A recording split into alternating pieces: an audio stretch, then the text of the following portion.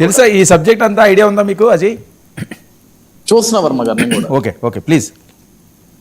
వర్మ గారు, ఒకటి జరిగిన సంఘటన దారుణమైన సంఘటన, ఎవరు ఉపేక్షించేది లేదు, లేకుంటే ఎవరు యాక్సెప్ట్ చేసేది కూడా లేదు. ఒక దారుణమైన ఘటన అది.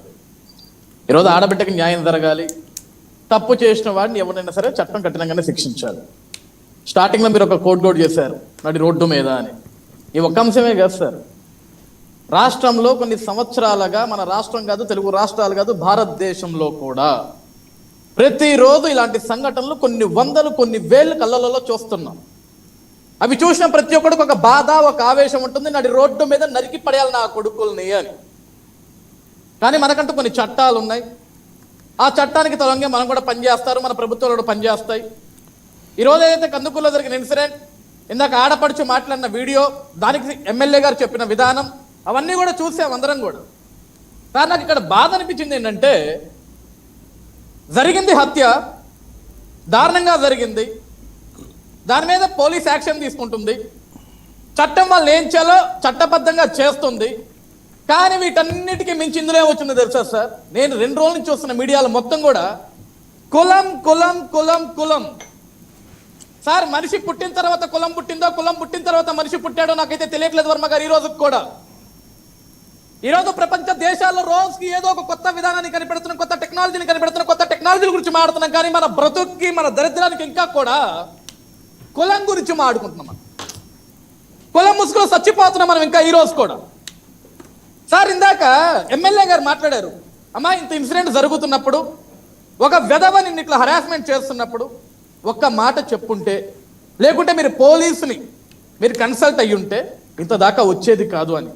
సార్, ఇక్కడ మనకు యాక్సెప్టబుల్ విషయం ఏంటంటే వర్మ గారు, ఇప్పుడు పెద్దలు ప్రసాద్ గారు కూడా అడిగారు, గవర్నమెంట్ నుంచి ఏం చేస్తున్నారు, హోమ్ మినిస్టర్ అనిత గారు కూడా ఉన్నారు, ఒక ఆడపడిచే అని. సార్, ఒక ఇంట్లో లేకుంటే ఇద్దరు స్నేహితుల మధ్య ఒక అంశం జరుగుతున్నప్పుడు వాళ్ళు గొడవ పడుతున్న సంగతి ఈ ప్రభుత్వాలకు, పోలీసులకు, హోంమంత్రులకు, ముఖ్యమంత్రులకు తెలియదు సార్.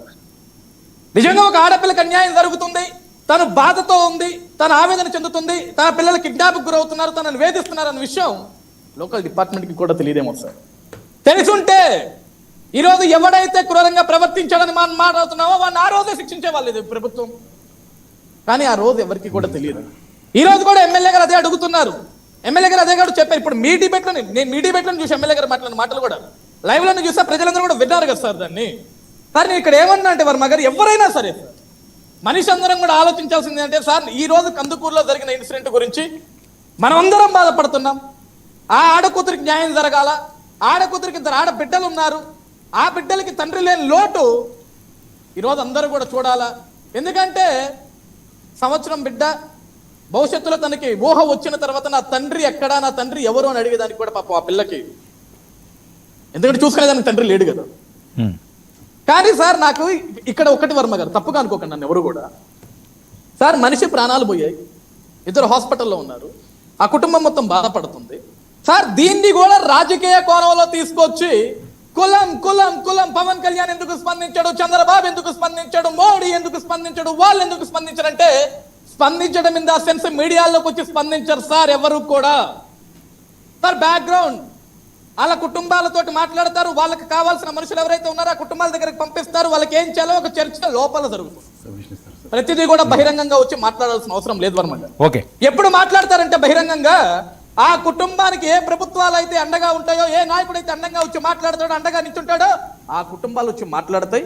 అంతా జరిగిన తర్వాత, వాళ్ళ ఇంట్లో ఈ హత్య జరిగిన తర్వాత, ఈ కార్యక్రమాలన్నీ ఏదైతే ఉన్నాయో ఆ కార్యక్రమాలన్నీ పూర్తయిన తర్వాత అన్ని కూడా వెలుగులోకి వస్తాయి సార్.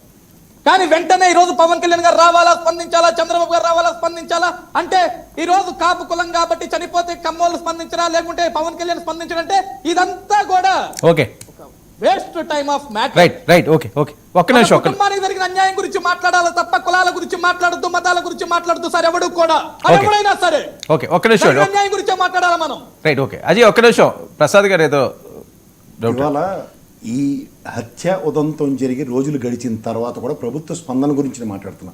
ఇవాళ కులాలు మతాలు నాకు అనవసరం, నిజంగా చెప్తున్నాను.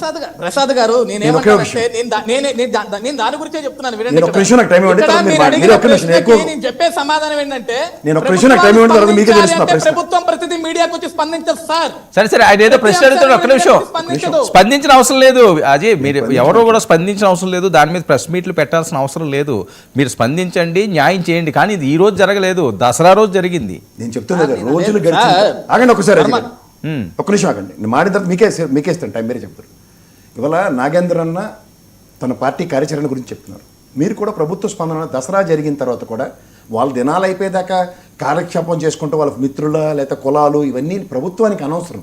ఇవాళ కుల మతాలకు అతీతంగా ప్రభుత్వ స్థాపన జరిగినప్పుడు ఒక కందుకూరు నియోజకవర్గంలో ఒక మర్డర్ ఏ విధంగా జరిగింది, అది యాక్సిడెంటా, దాని కాన్స్పిరసీ అని అట్లా మీరు చెప్తే పోలీస్ కంప్లైంట్ గౌరవ ఎమ్మెల్యే గారు కూడా చెప్పారు.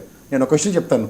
ఇవాళ కుటుంబ వ్యవస్థలో ఉన్నాం, తన మీద జరిగిన పొరపాటుకి తన భర్తతో తప్ప ఇంకెవరికి షేర్ చేసుకోలేదు కుటుంబంలో ఉన్న స్త్రీ. మీరు ఇంకా చిన్నపిల్లలేమో, నాకు ఇంకా మ్యారేజ్ అయిందో లేదో కూడా నాకు తెలియదు అజయ్ మీకు. నేను చెప్తుంది ఏంటంటే నాగేంద్రానికి కానీ నాకు కానీ వర్మ గారికి కానీ మాకు తెలుసు, ఆడవాళ్ళకి జరుగుతున్న ప్రాబ్లమ్ని ఇంట్లో ఉన్న భర్తకి చెప్పినప్పుడు తన ప్రతిస్పందన కోసం చూసినప్పుడు గలాబాల దాకా లీడ్ అయిన తర్వాత కాన్సిక్వెన్సెస్ ఇవి. మీరు పోలీస్ కంప్లైంట్ ఇస్తే నేను అంతదాకా అక్కర్లే, పోలీస్ కంప్లైంట్ ఇస్తే అతను ఖచ్చితంగా జరగవలసింది జరుగుందును, నేను ఆ విషయంలో మీతో ఏకీభవిస్తాను. కానీ ఇక్కడ అప్రహెన్షన్స్ ఎట్లా ఎలా ఉన్నాయంటే వీళ్ళు పక్క ఇంట్లో వాళ్ళు లేదా వాళ్ళ కింద పనిచేసే వాళ్ళు లేదంటే whatever you name it as వ్యవసాయ క్షేత్రంలో ఒకే పొలాన్ని కమతాలని పంచుకోవచ్చు. కానీ ఇక్కడ జరుగుతుంది ఆడపిల్లల పట్ల వివక్ష అఘాయిత్యాలు జరుగుతున్నప్పుడు కిడ్నాపులు